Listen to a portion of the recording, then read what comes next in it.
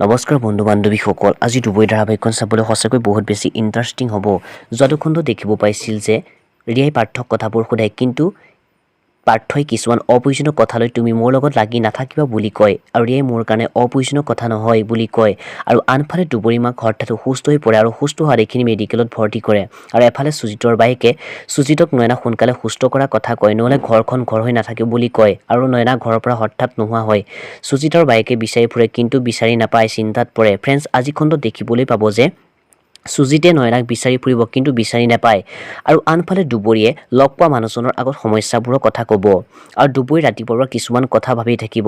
সুজিতে নয়নাক বিচাৰি ফুৰা কথা মানুহজনৰ আগত ক'ব আৰু আনফালে সুজিতক পুলিচৰ মানুহজনে নয়না অপহৰণ কৰিলে নেকি বুলি সুধিব আৰু সুজিতক কথাটো নভবা নহয় বুলি ক'ব।